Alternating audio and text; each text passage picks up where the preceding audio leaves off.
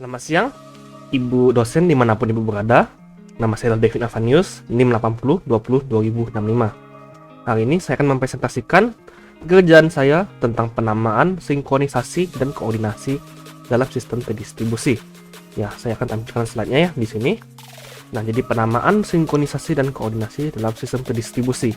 Seperti kita ketahui, sistem terdistribusi adalah sebuah sistem yang saling berkaitan antara satu perangkat atau satu device dengan perangkat lainnya dalam satu network yang besar. Nah, untuk mengelola suatu network yang besar ini, kita memerlukan banyak hal, banyak faktor-faktor yang dipertimbangkan di dalam pengerjaannya. Antara lain adalah itu penamaan ya, kita memerlukan nama untuk perangkat tersebut, dan sinkronisasi antar perangkat, dan koordinasi. Jadi sebuah sistem terdistribusi tidak bisa dibangun begitu saja, tapi ada banyak-banyak hal yang memang benar-benar harus dipikirkan dengan seksama. Selanjutnya, di slide selanjutnya aku akan menjelaskan tentang overview penamaan atau naming system. Nah, jadi tentang penamaan ini adalah segala sesuatu butuh nama, termasuk perangkat komputer atau laman web. Dalam jaringan, penamaan dapat juga disebut protokol pengalamatan disebut dengan IP address ya. Jadi di dalam komputer itu dibutuhkan penamaan. Memori, RAM, semua yang ada dalam PC itu membutuhkan penamaan supaya ketika sesuatu data diantarkan dari satu perangkat dari satu komponen ke komponen lainnya itu dapat sampai ke tujuannya dengan tepat dan akurat. Nah, begitu juga dengan web. Nah, dalam web kita membutuhkan yang namanya IP address ya. IP address v4, IP address v6 gitu, dan ada juga yang namanya MAC address. MAC address itu lebih kepada nama kode perangkat secara khusus yang tidak dapat diduplikat ke MAC address yang dirilis oleh perusahaan yang membuat perangkat tersebut. Ini juga digunakan di dalam pengalamatan web ya. Jadi ada IP address dan MAC address. Nah, di dalam komputer itu ada banyak, ada memory address, ada banyak sih sebenarnya yang tidak bisa saya sebut satu persatu ya. Ya karena memang kita terhalang waktu, ini ada banyak slide-nya, ada 44 slide, jadi kita akan lanjut. Karena IP address sulit untuk dihafal, maka digunakanlah naming system ya. Cara kerjanya sebagai berikut, yaitu user menghubungi DNS server mencari alamat web yang ingin dituju dan addressnya, data dikembalikan ke user untuk menghubungi web server yang bersangkutan. Nah, jadi di dalam sebuah web itu ya, kita membutuhkan DNS server. DNS server itu adalah sebuah dynamic naming server. Nah, di sini DNS server ini berfungsi adalah untuk memberikan nama untuk supaya ketika kita ingin mencari sesuatu ya, kita tidak perlu lagi mengetikkan IP address dari komputer atau perangkat yang kita tuju. Nah, karena sebenarnya pada awal-awal zaman komputer kita harus memasukkan IP address alamat yang kita tuju. Seperti kita sekarang kalau misalnya kita ingin ke rumah orang, kita harus tahu alamatnya di mana. Nah, kan dalam komputer alamatannya adalah IP address, dalam jaringan adalah IP address, maka kita harus menghubungi alamat tersebut dengan IP address. Nah, masalahnya kan IP address itu ada banyak, ada kelas A, B, C, dan D. Dan masing-masing kelas itu ada ratusan ribu variasi, dan tidak mungkin bagi seorang manusia ya untuk menghafal semua alamat yang ada, terutama kalau memang yang dia tuju itu banyak. Nggak mungkin dia harus menghafal, nggak mungkin dia bisa menghafal semua alamat yang ada, kecuali pun dia catat, dan kalaupun kita harus catat pun itu bakal merepotkan ya, tidak seru, tidak menyenangkan, sulit digunakan. Nah, jadi dibuatlah DNS server. DNS server ini secara sederhananya adalah mengubah IP web tersebut menjadi sebuah nama. Itulah yang kita gunakan kalau kita ketik www.google.com. www di sini merujuk kepada protokolnya, Google ini merujuk kepada namanya, dan com ini merujuk kepada domainnya. Ya, jadi itu adalah DNS server ya, mengubah gitu. Dan DNS server mencari alamat web. Nah, jadi ketika kita memasukkan misalnya www.google.com, DNS server akan menerima nama tersebut, dan dia akan cari di entry-nya. Google ini alamat IP address-nya di mana? Ketemu Google nih. IP address-nya sekian, dan data tersebut, IP address tersebut dikembalikan ke user untuk menghubungi web kembali gitu. Jadi server yang melakukan pekerjaan mencari alamatnya, bukan kita lagi. User cuma perlu ketikkan nama dan terima bayar saja. Tapi DNS server yang melakukan pekerjaan beratnya yaitu mencari alamat web IP address yang bersangkutan ya. Nah, jadi jenis-jenis penamaan dalam jenis-jenis penamaan atau naming system ya, dalam sistem distribusi itu 3 macam. Ada flag naming, structured naming, dan attribute based naming ya. Saya akan jelaskan satu persatu. Ya, Flag naming adalah sistem penamaan yang tidak memiliki struktur tertentu. Nama dalam flag naming terdiri dari sederetan bit karakter yang tidak mengandung informasi tentang bagaimana menemukan alamat untuk entitas yang diawali nama tersebut ya. Next, sederhana tetapi menimbulkan akibat yang tidak sederhana dalam cara menentukan alamat entitas yang diwakilinya.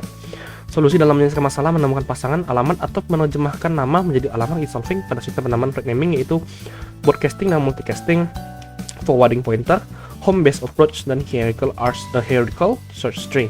Ya, jadi flag naming sini sendiri adalah sistem penamaan yang tidak sederetan bit ya, ada sederetan bit karakter yang tidak mengandung informasi tentang bagaimana untuk menemukan karakter. Jadi di dalam sebuah komputer tuh, di balik sebuah IP address atau di balik sebuah kode itu tuh sebenarnya arti ada informasi. Nah gitu.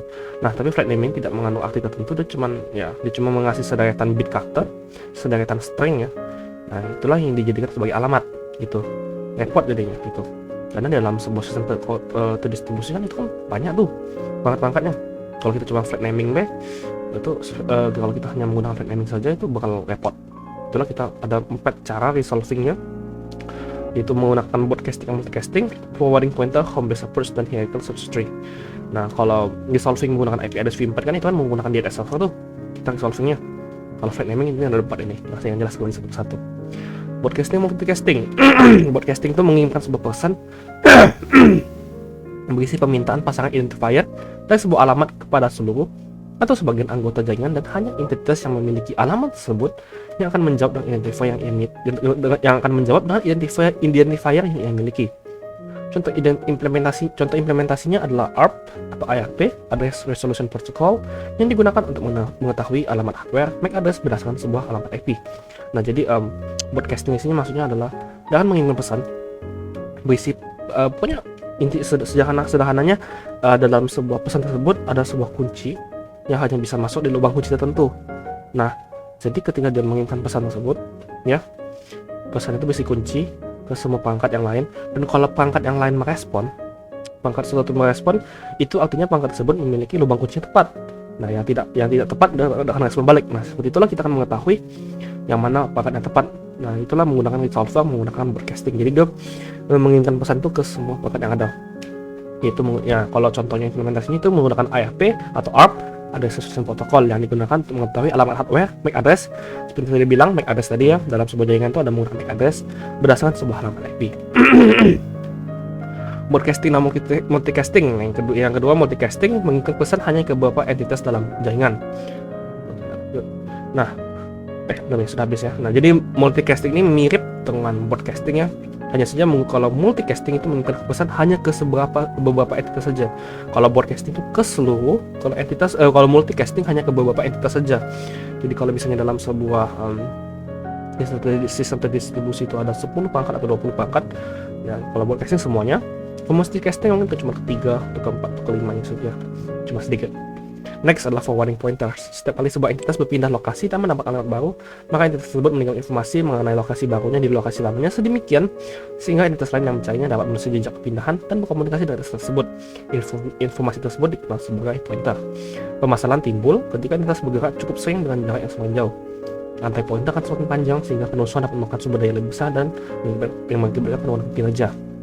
Jadi forwarding pointer ini lebih kepada tentang ketika entitas tersebut yang pindah-pindah lokasi ya, dia maksudnya lokasi di sini bukan bicara lokasi fisik ya, maksudnya ini bicara soal lokasi dalam sebuah jaringan, bukan lokasi tempat fisik di bumi, bukan, maksudnya lebih ke dalam lokasi di sebuah web ya, di sebuah jaringan itu. Ketika dapat berpindah alamat, dia akan meninggalkan jejak gitu, jadi kayak breadcrumbs trail gitu, kayak jejak roti ya gitu, yang kayak ada doangnya gitu, dia kan meninggalkan jejak. Jadi ketika kita meninggalkan jejak yang lama, kita bisa tahu dia bakal kemana gitu. Itulah kita pakai telusuri. Ini disebut pointer gitu. Nah, masalahnya adalah ketika dia sering pindah, pasti kan trailnya tuh dia punya jejak semakin jauh, semakin panjang. Nah, itu akan mengakibatkan jumlah jejak yang semakin besar, semakin panjang, semakin berat, yang memakan sumber daya yang lebih besar dan mengakibatkan penurunan kinerja. Yang selanjutnya adalah home base approach. Teknik lain yang tidak mengalami permasalahan ketika entitas bergerak dalam jaringan skala besar adalah pendekatan home base, yaitu sebuah teknik insolving sedemikian sehingga sebuah entitas bergerak memiliki entitas agen dengan sebuah alamat tetap yang menjadi alamat rumah. Ketika entitas tersebut bergerak ke lokasi lain, entitas tersebut akan mendapat alamat baru yang kemudian didaftarkan entitas agen yang berada di alamat rumah. Ketika sebuah pesan dikirimkan untuk entitas bergerak tersebut, tujuan dari pesan adalah alamat rumah. Entitas agen juga akan membantu pengirim pesan alamat baru dari entitas bergerak tersebut sehingga komunikasi berikutnya terjadi antara pengirim dan entitas bergerak di lokasi barunya. Kekuatan teknik ini adalah penggunaan lokasi rumah yang tetap sehingga jumlah ini harus dipastikan selalu tersedia. Jika entitas bergerak berhendak pindah untuk jangka waktu lama atau menetap di lokasi lain, maka ada baiknya lokasi rumah juga berpindah. Solusi masalah ini adalah dengan mendaftarkan lokasi rumah pada sebuah layanan penerjemahan alamat atau naming service jika lokasi rumah dapat berpindah sehingga lokasi rumah dapat ditemukan oleh entitas yang memerlukannya melalui naming service tersebut. Nah, jadi home based approach ini lebih kepada tentang bagaimana ketika kita menggunakan sebuah hub atau hub world atau menggunakan sebuah semacam middleware ya. Sebenarnya bukan middleware sih, middleware itu nggak tepat, tapi ya sebagai kayak orang tengah gitu. Jadi ketika kita mau menuju ke alamat tertentu ya, kita menuju kepada middleware ini, kepada yang hub ini, hub world ini, ke tempat ya yang tengah-tengah ini. Nah, jadi dia akan memberitahu kita kemana dia pergi, kemana ini. Nah, dia menggunakan sebuah rumah, alamat rumah gitu. Dia sebuah hub world lah, tengah-tengah gitu, middleware kayak middleware gitu. Dia berada di tengah-tengah. Nah, cuma yang permasalahannya terletak di lokasi rumah itu tetap, ya maksudnya alamat itu harus tetap, itu alamat hub world, alamat middleware itu harus tetap seperti itu, nggak boleh pindah-pindah. Karena kan orang untuk merujuk kepada alamat yang ingin dituju itu kan harus melalui hub world atau middleware itu. Nah, nggak bisa dia melalui tempat lain karena dia menggunakan home based approach. Kalau udah pindah ya gimana lagi mau dicari gitu. Jadi kalau misalnya memang kita ingin pindah, mendaftarkan lokasi rumah ya kita pindah, kita harus, orang lain juga harus tahu gitu, nah alamat rumahnya di mana, seperti itu. Itu ada kekurangannya. Nah, yang kedua adalah structured naming. Name baik untuk menamai mesin, tapi biasanya tidak cukup nyaman untuk digunakan oleh manusia. Sebagai alternatifnya, sistem penamaan biasanya mendukung penggunaan nama struktur yang dibentuk dari beberapa nama yang sederhana, yang dibentuk dari beberapa nama yang sederhana, dan mudah dikenali manusia. Penamaan pada sistem file dan host pada internet mengikuti kaidah ini. Namespace, 1 namespace, 2 name resolution, 2 closure, 4 linking dan mounting. Saya akan jelaskan satu demi satu. Directory naming ya. Gitu sih. Enggak, sorry. Untuk yang 4 ini enggak saya jelasin ya karena memang materinya panjang. Sangat panjang. Ini saja 44 slide ya. Jadi 45 sebenarnya kalau termasuk bagian endingnya juga, bagian penutupnya, thank you-nya. Jadi saya nggak jelasin, tapi intinya adalah struktur naming ini adalah seperti yang saya jelaskan tadi, tentang nama web ya, www.google.com. Nah, ini menggunakan nama, dan menggunakan nama ini dikenali manusia. Kita lebih mudah untuk menghafalin www.google.com daripada kita ngapalin kan 192.168.1. Lebih mudah untuk ngapalin nama. Kalau 192.168.1, nah itu lebih repot dihafal ya. IP address kan, IP address 4 pas C atau 128.0.0.1 ya, ada banyak. Ya. Yang ketiga adalah directory naming. Sistem penamaan berdasar atribut lebih sering dikenal sebagai directory service, sedangkan sistem penamaan terstruktur lebih dikenal sebagai naming system. Contohnya, sebuah email dapat memiliki atribut pengirim, penerima, judul, tanggal, dan sebagainya yang dapat menjadi kriteria. Pemilihan atribut untuk email menjadi lebih rumit ketika fitur penyaringan atau filtering ditambahkan di mana penyaring akan memilih email yang boleh masuk berdasarkan atribut-atribut yang berkenaan dengan konten seperti tidak bervirus, bukan spam, dan lain sebagainya. Meskipun dia buat khusus tertentu mengenai atribut apa yang harus dipilih untuk sebuah entitas, pengalaman membuktikan bahwa pengisian nilai untuk suatu atribut secara konsisten oleh pihak-pihak yang berbeda ternyata mempunyai masalah tersendiri, seperti pada kasus pencarian musik atau video di database internet. Jadi directory naming ini dia menggunakan atribut. Jadi sebuah alamat itu memiliki atribut ya, ada atribut, ada ya bagiannya lah yang bisa dikenali. Kayak saya, TV Avanius, atribut yang saya miliki yaitu ya saya berkacamata, ya rambut saya seperti ini, wajah saya seperti ini namanya atribut. Jadi kalau kita bilang hanya laki-laki saja banyak tuh, tapi kalau kita sebutnya atributnya berkacamata, model rambutnya seperti ini, model badannya seperti ini, ya kita bisa tahu. Ini adalah contoh directory naming ya. Kalau misalnya email, dia memiliki atribut pengirim, penerima, judul, tanggal, dan sebagainya yang dapat menjadi kriteria pencarian. Nah, masalahnya ya yang tadi yang dijelaskan di sini lebih rumit kalau ada filternya. Jadi tambah banyak lagi gitu kan, entry-nya, atribut-atribut yang harus ditambahkan, dan itu kan lebih sangat repot kan. Sangat repot kalau kita ingin mencari satu alamat tertentu di mana kita harus memasukin sekian banyak atribut dan kita harus filtering lagi yang mana harus ditambahkan, yang mana harus dikurangi. Bukan repot sekali. Nah, itu. Selanjutnya adalah sinkronisasi dalam sistem distribusi. Nah, jadi sinkronisasi ini berbicara tentang bagaimana satu data dari satu komputer ke komputer lainnya dalam satu sistem distribusi itu dapat sinkron datanya sama gitu, karena kalau nggak sama nggak bisa jalan gitu. Jadi sinkronisasi adalah proses pengaturan jalannya beberapa proses pada saat yang bersamaan. Tujuan utama sinkronisasi adalah menghindari terjadinya inkonsistensi data karena pengaksesan oleh beberapa proses yang berbeda atau mutual exclusion, serta untuk mengatur urutan jalannya proses-proses sehingga dapat berjalan dengan lancar dan terhindar dari deadlock dan starvation. Jadi kalau nggak sinkron, maka di komputer satu ada data ini, di komputer yang kedua juga ada data itu, di komputer tiga ada data yang ini, di komputer yang keempat dan nggak ada data ini. Maka jadi berantakan, repot. Jadi kita perlu yang namanya sinkronisasi. Komputer A, komputer 1, 2, 3, 4, komputer A, B, C, D, semuanya harus sama. Semua komputer dalam sistem itu harus memiliki data yang sama. Dan ketika mereka mengerjakan untuk proses, komputer harus tahu dan kemana data terus pergi, semuanya harus sigap untuk menangkap data yang sudah diproses. Sinkronisasi. Nah, sinkronisasi umumnya dilakukan dengan bantuan perangkat sinkronisasi. Penyelesaian terhadap masalah ini sangat penting karena perkembangan teknologi sistem komputer menuju ke sistem multiprocessing, sistem multiprocessing terdistribusi dan paralel yang mengharuskan adanya proses concurrent.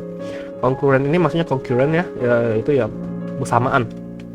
Secara bersamaan suatu proses dikerjakan. Jadi banyak proses dikerjakan dalam suatu waktu bersamaan.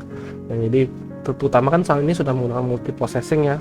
Dalam satu waktu itu dia bisa memproses banyak hal secara sekaligus. Dan ya ditambah repot gitu. Jadi kita perlu sinkron lebih sinkronisasi lagi daripada sebelumnya. Tuh. Inilah tujuan dari sinkronisasi dalam sistem terdistribusi. Nah, yang selanjutnya adalah sinkronisasi merupakan bagian penting untuk kerjasama dalam pemakaian sumber daya berbagi, share resources, pengurutan kejadian, dan kesepakatan clock sebar. Nah, jadi adalah ini kan dalam sistem distribusi itu memerlukan kerjasama ya, kayak yang dibilang kerjasama.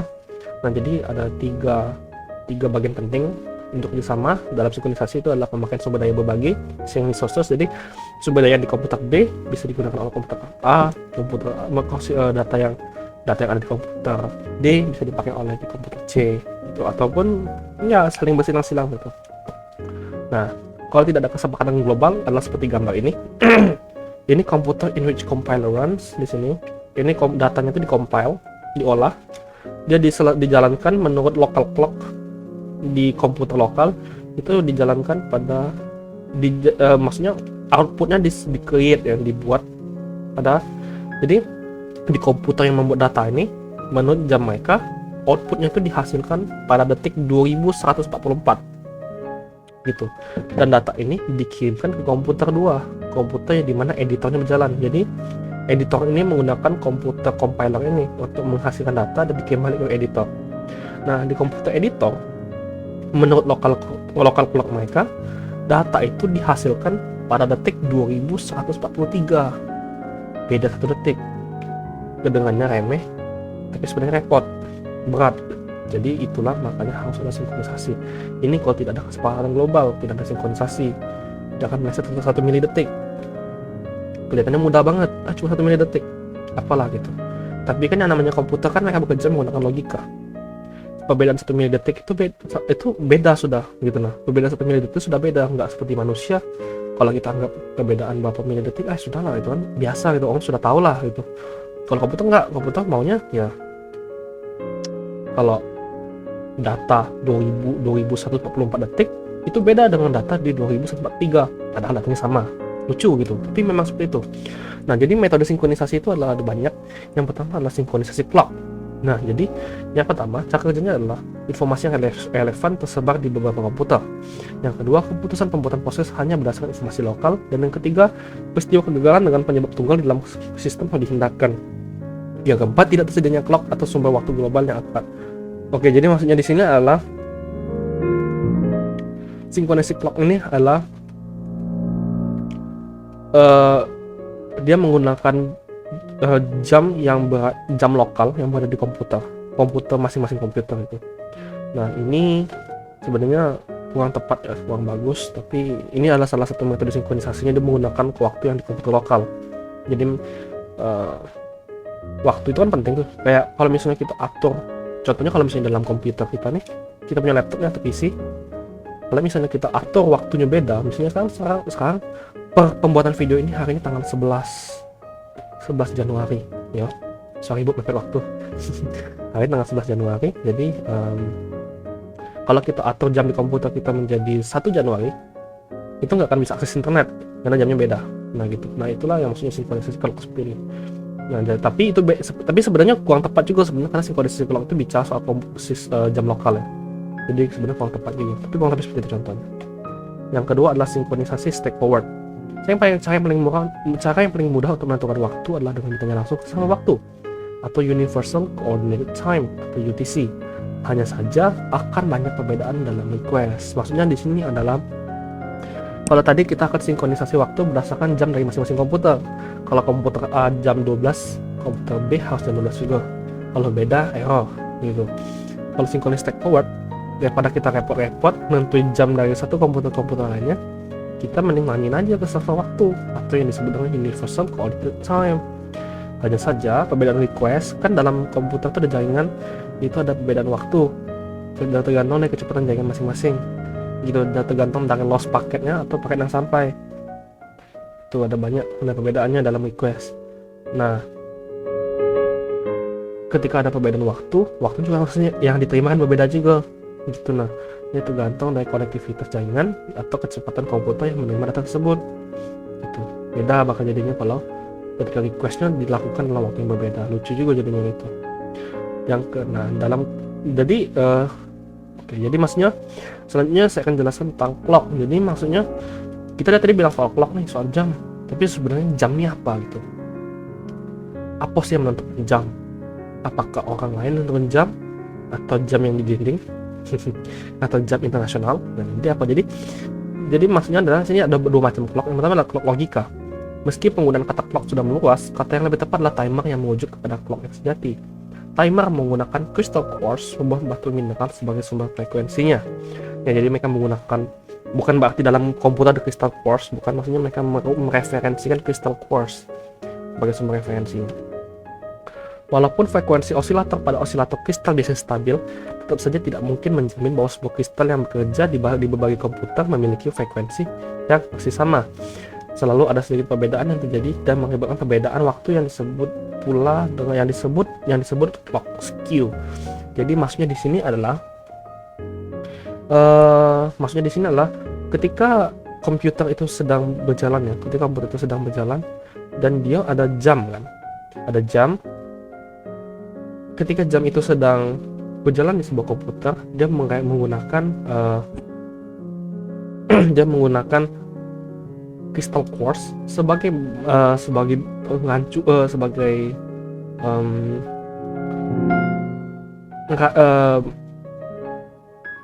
referensi untuk jam yang digunakan dalam sistem tersebut. Nah, tapi masalahnya adalah ketika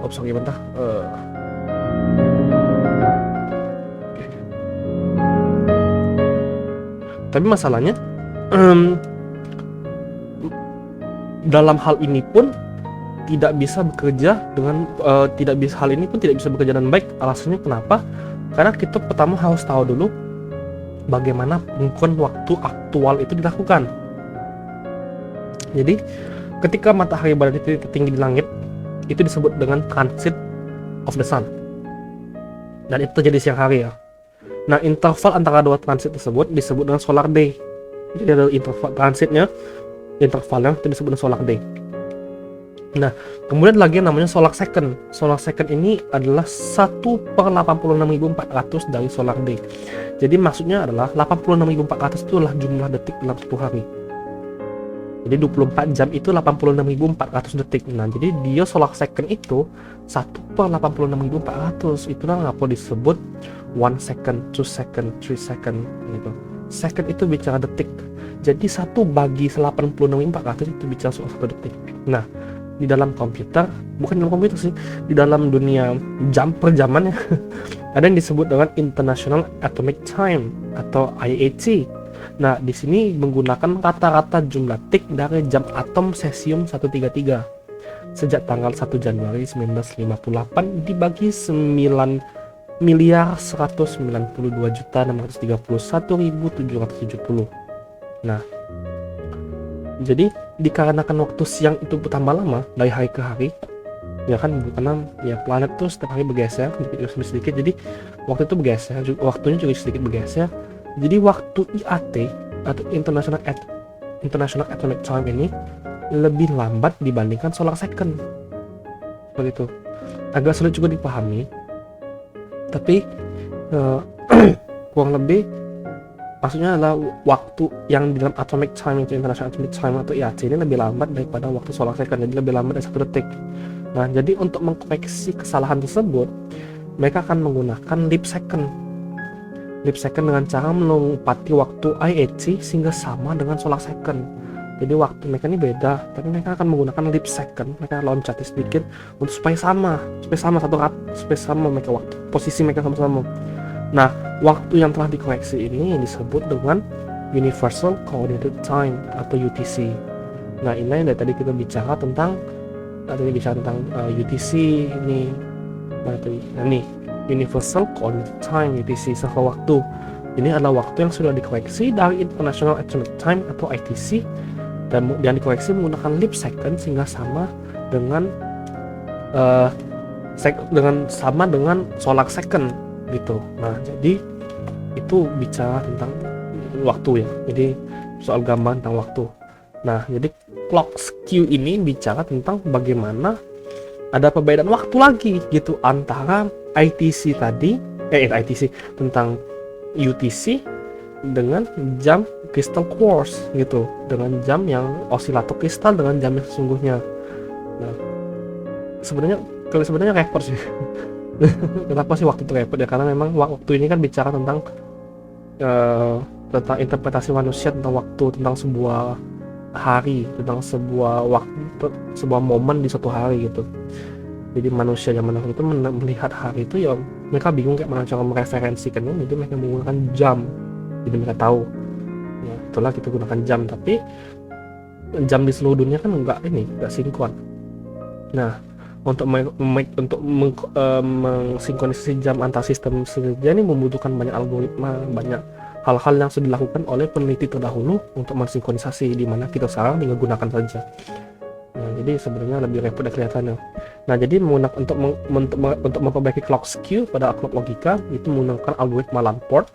Lamport sinkronisasi clock tidak harus dilakukan dengan nilai mutlak clocknya, karena yang diperlukan dalam sinkronisasi proses adalah urutan proses tersebut. Jadi yang dipentingkan adalah konsistensi internal clock, bukan apakah clock tersebut harus sama persis dengan waktu real. Clock jenis ini biasanya disebut dengan clock logika. Nah, jadi clock logika ini bukan bicara soal waktu jam 1, jam 2, jam 3 atau detik 1, detik 2, detik 3. Nah, kalau kita bilang soal detik itu adalah waktu real, seperti yang direferensikan dalam PowerPoint ini, waktu real. Tapi maksudnya adalah menurut Lamport, clock itu tidak harus bicara soal waktu, detik, jam, menit, tapi bicara soal proses. Karena kan kita bicara soal komputer. Jadi ketika komputerku sudah memproses sesuatu, yang lain harus tahu bahwa komputerku sudah memproses sesuatu dan mereka harus sinkron. Mereka harus tahu juga gitu. Ini maksudnya algoritma Lamport ini, mereka menyesuaikan prosesnya, mereka harus sama prosesnya, bukan jamnya. Karena kalau kita menyamakan jamnya itu malah repot. Nah, jadi yang kedua adalah clock fisik. Meski algoritma Lamport tidak akan saya bahas lebih panjang karena bakal panjang sekali ini penjelasannya. Jadi saya skip. Sebenarnya sih ada contoh-contohnya, tadi saya ada riset ada contoh-contohnya, ada penjelasannya, tapi bakal menyimpang ya dari materi yang sesungguhnya, karena kan masih ada satu lagi, yaitu tentang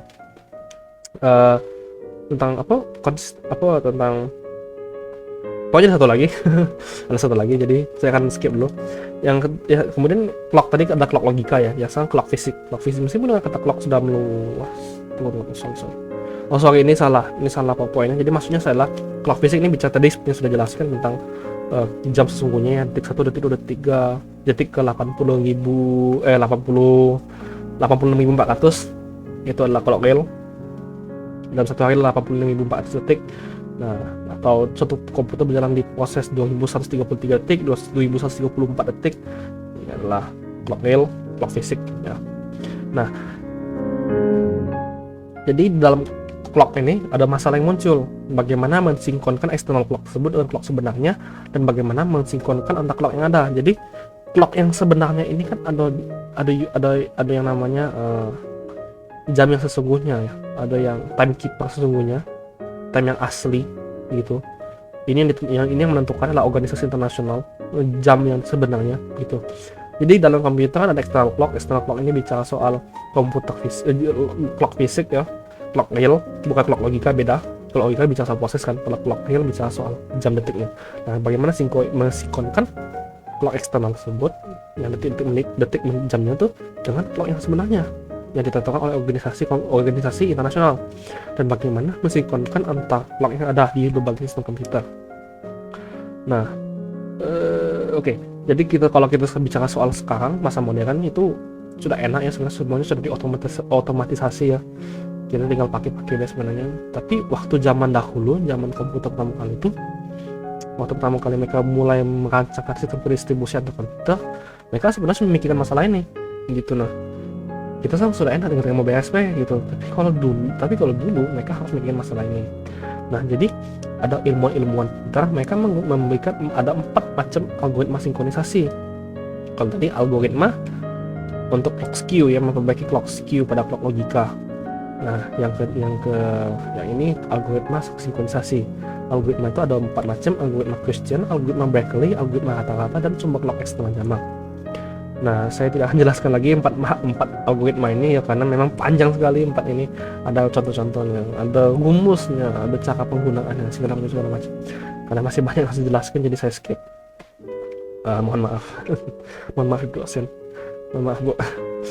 Yang selanjutnya adalah koordinasi. Nah, jadi tadi kita sudah bicara tentang sinkronisasi, tentang penamaan, sinkronisasi, dan yang ketiga adalah koordinasi. Nah, jadi sistem terdistribusi itu besar ya. Kalau kita bayangin tuh seperti sebuah restoran itu kan antara chefnya, cooknya, antara chef, cooknya, waitress, antara kasir, cashiernya, tukang bersihnya, kebersihan, janitornya, itu semuanya harus koordinasi. Kalau mereka sudah selesai makan, harus harus diberesin piringnya, harus ada yang menyambut tamu dan lain-lain. Kalau mereka tidak sinkron, restoran itu akan bisa jalan. Komputer juga sama gitu. Mereka harus dalam hal komputer mereka juga sama, karena ya dalam komputer juga sama, karena mereka harus koordinasi satu sama lain supaya data antara satu komputer dan satu yang lainnya itu nyambung. Mereka harus saling koordinasi gitu. Nah, kalau data ini sudah diproses harus kemana, harus kemana. Jadi jangan sampai stuck gitu, sama seperti sistem tadi gitu. Nah, sama gitu. Jadi agar tidak terjadi konflik mendistribusikan data, maka diperlukan sinkronisasi dan koordinasi antar komputer. Ya, tadi saya bilang sinkronisasi ya, datanya sama, dan koordinasi, mereka semua harus tahu harus kemana. Nah, jadi jika ada lebih satu proses yang siap running, maka sistem operasi akan menentukan salah satu proses untuk running terlebih dahulu. Jadi koordinasi di sini bicara soal bagaimana mereka kompak atau enggak gitu. Jadi ketika ada proses siap running, mereka harus rapi gitu, teratur, nggak berebutan gitu. Nah, karena kan ya cuman ada satu proses yang bisa masuk dalam critical point ya, critical point gitu. Itu nggak bisa masuk dua. Itu kan salah satu rules dari koordinasi gitu. Dari dalam koordinasi dalam proses berjalannya komputer gitu. Cuma ada satu proses yang bisa masuk dalam critical point. Nah, jadi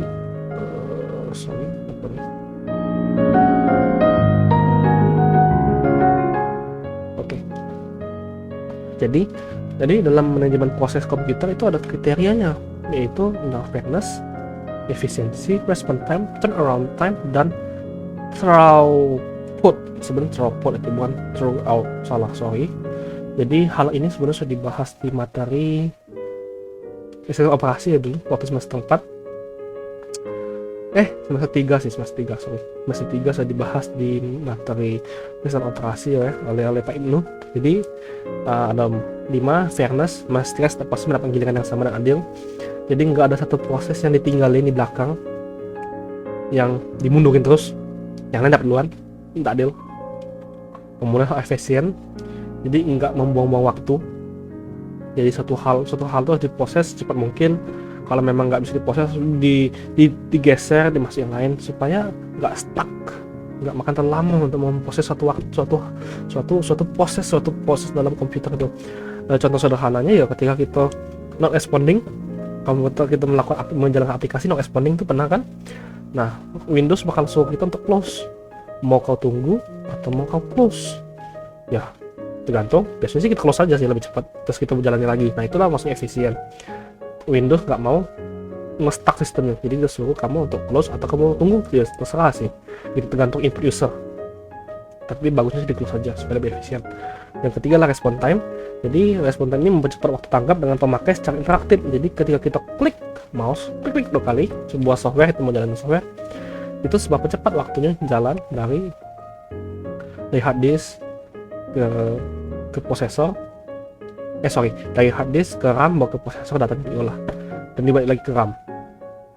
Seberapa cepat datanya diolah gitu. Nah, ini bicara soal respon time. Yang keempat lah turnaround time,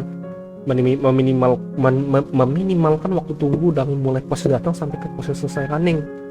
Jadi waktu dari waktu tunggu dari mulai proses datang sampai proses selesai running itu ada waktunya. Nah, kita mau meminimalkan waktu pergantian proses tersebut gitu, secepat mungkin harus. Kalau sudah selesai ya harus tangkap lagi yang lain gitu. Nah, dulu waktu materi kelas kelas 3 kami ada bahas, ini ada perhitungannya ya. Di detik milisecond ke 1, milisecond kedua, kami harus gambar kotak-kotak kecil gitu. Yang bicara soal ini ada gitu. Yang kali ada rumusnya juga, ada round robin ya, ada RR, ada first come first serve, FCFS ya. Habis itu ada banyak ya, ada banyak algoritmanya untuk manajemen proses. Nah, yang kelima adalah throughput. Throughput ini memaksimalkan jumlah job yang dapat diselesaikan, yang memaksimalkan jumlah job yang dapat diproses persatuan. Jadi dalam satu kali proses itu banyak pekerjaan, banyak proses yang dapat diselesaikan. Ini bisa satu throughput, jumlah output yang dihasilkan dalam satu kali proses. Throughput. Kalau lebih gitu sih sebenarnya. Gitu. Dan dalam hal sistem terdistribusi itu bisa deadlock. Dalam koordinasi antar proses dalam sistem terdistribusi sistem bisa deadlock. Sistem deadlock adalah suatu kondisi di mana 2 proses terlebih tidak dapat meneruskan eksekusinya. Jadi stuck, kayak yang dibilang tadi stuck, namanya deadlock. Nah, penyebab deadlock itu ada 4, yaitu yang pertama mutual exclusion, itu salah tulis itu misalnya exclusion, gitu sih. Yang kedua adalah hold and wait. Yang ketiga no preemption, dan yang keempat adalah long wait. Nah, dalam hal ini aku nggak jelasin, ada penjelasannya sorry. Tapi ini penjelasan singkat sih sebenarnya. Mutual exclusion itu adalah jika proses telah menggunakan satu resource, maka tidak boleh lagi ada proses lain yang menggunakan resource tersebut gitu. Jadi nyangkut gitu, tunggu sampai prosesnya selesai, proses yang lain itu tidak bisa dipakai, resource yang lain itu nggak bisa dipakai. Jadi tunggu prosesnya sudah selesai, baru resource yang lain itu bisa dipakai. Yang kedua adalah hold and wait. Pada saat suatu proses sedang mengakses suatu resource, proses tersebut dalam minta izin untuk mengakses lain. Nah, ini maksudnya bicara tentang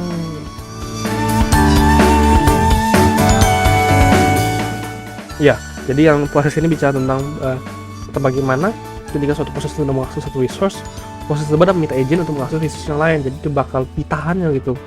Dia mau minta izin dulu nih mengakses resource yang lain. Jadi karena dia harus minta izin dulu, dia tahan kerjaan itu, tidak bisa diselesaikan. Deadlock, stuck. Yang ketiga lah no preemption. Jika suatu proses meminta izin untuk mengakses resource, sementara resource tersebut dapat dibatalkan. Jadi maksudnya adalah jadi ya namanya preemption ya, itu ada preemptive, teman-teman. Preemptive ini maksudnya adalah ketika data tersebut dapat digeser ya, pada salah preemptive itu. Dan non preemptive itu data tersebut tidak bisa dibatalkan alasan.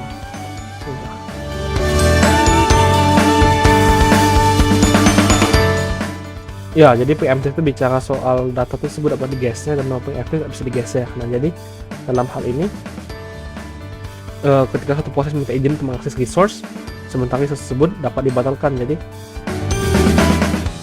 ketika dia ingin mengakses sebuah resource tersebut, kita tidak kasih izin gitu, tidak kasih izin untuk membatalkan resource tersebut. Jadi karena dia nak minta izin tapi tidak dikasih, nyangkut jadinya. Jadi gitulah, nyangkut, jadi stuck, deadlock gitu. Dan yang keempat adalah circular wait. Jika proses P0 sedang mengakses resource di R1 dan meminta izin untuk mengakses resource R2, di mana pada saat bersamaan P1 sedang mengakses resource R0 dan meminta izin untuk mengakses R1. Nah, jadi maksudnya ini adalah muter-muter. Untuk proses P0 mengakses P0 ini butuh akses R1, di mana R1 untuk mengakses resource di R2. Dan di saat yang bersamaan proses P1 sudah mengakses resource di R0 yang minta izin untuk mengakses di R1, R1. Hal ini kan muter-muter, ribet, kayak kabel yang berantakan gitu, kabel headset yang, kabel earphone yang saling kusut gitu, ribet, jadi nyangkut satu sama lain gitu. Nah, dalam hal ini kan untuk bisa menyelesaikan circular wait ini, satu proses harus diselesaikan terlebih dahulu. Masalahnya proses yang lain itu butuh mengandalkan resource dari proses yang lain atau dari komputer yang lain. Dan proses komputer yang lain itu untuk bisa selesai harus mengandalkan proses yang lain atau komputer yang lain lagi.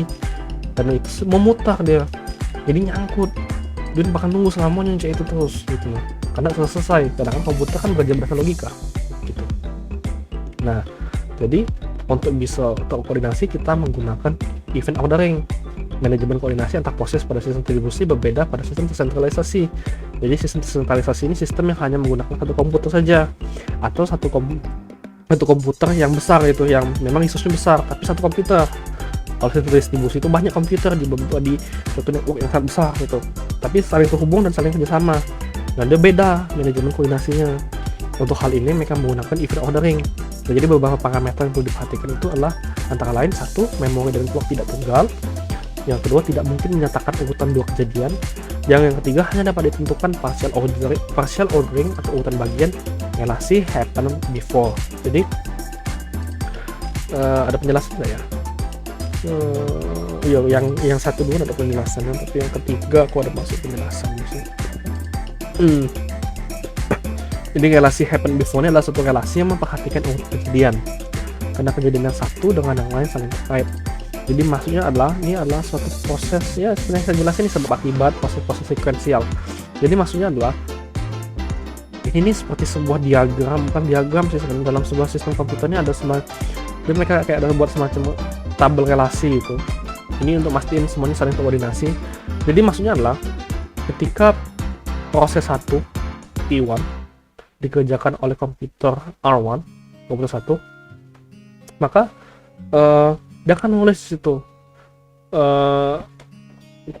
P1 simbol panah, dikasih simbol panah, dia dikerjakan oleh R1, dan yang kemudian lanjut lagi P2 misalnya proses 2 diselesaikan oleh komputer R1 lagi gitu. Pokoknya itu bakal lanjut tabel. Jadi sepanjang proses itu mereka ada tulis, bakal bikin kayak semacam tabel relasi happen before. Jadi maksudnya di sini adalah suatu hal, idenya di sini maksudnya adalah ide utamanya di sini bicara tentang ide utamanya di sini adalah tentang bagaimana suatu data itu tidak mungkin, atau suatu proses atau suatu output tidak mungkin dapat dihasilkan kalau tidak ada penyebabnya. Itu kan logika sederhana. Nah, jadi komputer itu dikasih tahu bahwa suatu proses tidak mungkin terjadi kalau nggak ada satu hal yang lain gitu. Nah, tidak mungkin satu hal bisa terjadi, satu output itu bisa dibuat kalau nggak ada proses yang terjadi sebelumnya. Nah, ini bicara tentang relasi happen before. Nah, ini yang membantu mereka supaya saling terkoordinasi. Jadi kalau misalnya mereka bingung, ini datang dari mana output yang ini, mereka bisa lihat tabel itu relasi happen before ini, dan mereka bisa tahu, oh ini dibuat oleh proses yang ini, atau oleh komputer yang ini, dan komputer yang ini pada jam segini buat ini gitu. Jadi mereka ada prosesnya, mereka ada sebab akibatnya, jadi mereka paham, oh apa yang harus dilakukan lagi sebabnya, atau datang dari mana, kita harus minta ke siapa gitu. Nah, yang kedua adalah diagram space-time. Nah, mohon maaf ibu dosen, untuk diagram space-time saya kurang paham, soalnya tadi ada diagramnya, contoh diagramnya, tapi saya kurang paham karena memang agak repot ya, aku bingung gitu. Tapi intinya adalah diagram yang digunakan untuk menunjukkan relasi antara tempat, nada petik ya, tempat ini bicara soal tempat dalam sebuah komputer sistem terdistribusi, bukan tempat fisik seperti yang tadi, bukan tempat fisik di bumi, tapi tempat dalam sistem terdistribusi, dan waktu terjadinya proses tersebut. Jadi kalau ketika kita mengerjakan sesuatu, melakukan proses tertentu, dia menunjukkan relasi antara tempatnya di mana, komputer yang mana, dengan waktu terjadinya kan jam apa gitu. Pokoknya ada diagramnya gitu, diagramnya tuh kayak mie gitu, saling silang-silang gitu. Ribet dibaca, tapi aku kira kalau memang ada orang yang biasa baca, itu sangat memudahkan mereka untuk memahami alur kerja komputernya dan membantu komputer untuk saling terkoordinasi satu sama lain. Next, yang ketiga adalah timestamp. Nah, ini juga untuk membantu, ini juga salah satu alat untuk membantu koordinasi. Jadi untuk manajemen koordinasi antar proses pada sistem terdistribusi dikenal konsep timestamp. Timestamp untuk suatu event adalah nilai logical clock untuk event tersebut, di mana setiap event sistem diasosiasikan dengan timestamp, kemudian didefinisikan oleh Global Ordering Requirement atau GOR. Jadi maksudnya di sini bicara tentang nilai logical clock. Jadi ketika satu proses sedang berjalan, P1, P1, nah dia akan menuliskan timestampnya. P1 ini dikerjakan pada jam berapa, tapi jam ini bicara bukan jam detik tadi, dia bicara soal nilai logikalnya, soal prosesnya berjalan di proses yang keberapa gitu. Ini timestamp. P1 ini adalah proses dari kesekian banyakkah, atau P1 ini dikerjakan di P1 ini adalah proses dari ke berapa ratus gitu, kurang lebih kayak gitu. Nah kemudian semua data ini ya dikumpulkan, didefinisikan dalam Global Ordering Requirement atau GOR, dikumpulin gitu datanya, jadi rapi, terus rapi gitu. Nah tapi dia ingat, dia bukan bicara soal jam fisik, jam real, dia bicara soal jam clock logical, bukan clock real. Clock logical ini wujud ya pada proses gitu, seperti itu. Nah kemudian di sini ada yang namanya mutual exclusion. Mutual exclusion adalah satu kondisi di mana sumber daya atau resource tidak dapat dibagi ke penggunanya. Mutual exclusion dapat terjadi karena ya satu, tidak ada dua proses yang pada saat bersamaan berada dalam critical section, dan yang kedua tidak ada proses yang berjalan di luar critical section yang dapat menghambat proses lain. Yang ketiga, tidak ada proses yang tidak dapat masuk ke dalam critical section. Jadi ketika kita pengguna ingin mengakses suatu data, suatu proses ingin melakukan satu proses, itu membutuhkan resource. Nah, mutual exclusion ini menghalangi kita untuk menjalankan proses tersebut karena resource yang tersedia tidak dapat dibagi ke kita, tidak dapat kita gunakan. Nah, hal ini dapat terjadi karena ya tidak ada dua proses yang pada saat bersamaan bisa masuk dalam critical section. Ya tentu saja karena ketika mereka masuk dalam critical section, proses yang mungkin yang kita ingin mau itu tidak bisa masuk gitu. Ini tidak dapat dibagi ke kita. Yang kedua adalah tidak ada proses yang berjalan di luar critical section yang dapat menghambat proses lain. Ya, yang ketiga, tidak ada proses yang tidak dapat masuk ke dalam critical section. Jadi critical section ini benar-benar bagian yang penting sebelum penjalanan proses tersebut. Ketika proses tersebut tidak dijalankan, kita masuk dalam critical section. Dalam hal ini, kalau critical section dapat masuk, dua-duanya dapat masuk, mereka akan menjadi deadlock tadi seperti tadi saya bilang. Dan kalau ada proses dari luar critical section yang dapat menghambat kinerja atau proses masuknya proses tersebut dalam critical section, itu bakal deadlock juga. Dan yang ketiga adalah tidak ada proses yang tidak masuk ke dalam critical section. Jadi memang kalau sudah ada satu proses yang masuk ke dalam critical section, jika nggak ada proses lain yang masuk ke dalam tempat critical section tersebut. Nah, tapi meskipun hal ini bagus, tapi mengakibatkan masalah lain, yaitu disebut dengan mutual exclusion tadi. Ya, proses sebenarnya yang digunakan untuk proses yang berada di dalam critical section tersebut tidak dapat digunakan, tidak dapat dibagi kita, repot. Nah, jadi ilmuwan terdahulu mereka buat algoritma juga lagi, banyak algoritma karena komputer. Ada algoritma lagi, mereka menggunakan satu centralized distributed approach atau CDA, dan yang kedua adalah fully distributed approach atau FD, dan yang ketiga adalah token parsing approach atau TPA. Nah, lagi-lagi tiga algoritma tidak akan saya jelaskan ya, karena ya banyak yang saya jelaskan ya, banyak sekali yang dijelaskan, ada rumus-rumusnya, ada tabel-tabelnya, ada penjelasannya, ada faktor-faktor segala macam ya, ada sejarahnya, proses belajarnya, banyak sekali, jadi saya tidak jelaskan. Oke, thank you. Jadi ya demikian ya presentasi saya yang panjang ini, yang 44 slide, 45 sebenarnya sih, 45 slide untuk semuanya, termasuk bagian opening sama bagian ending ini. Nah, demikianlah presentasi saya untuk penamaan, koordinasi, dan sinkronisasi. Penamaan, sinkronisasi, dan koordinasi dari sistem terdistribusi. Mohon maaf apabila ada kesalahan dalam kata-kata ataupun apabila saya berlaku tindakan saya, mohon maaf. Demikianlah presentasi saya Devin Alva News NIM 8020 2065. Terima kasih.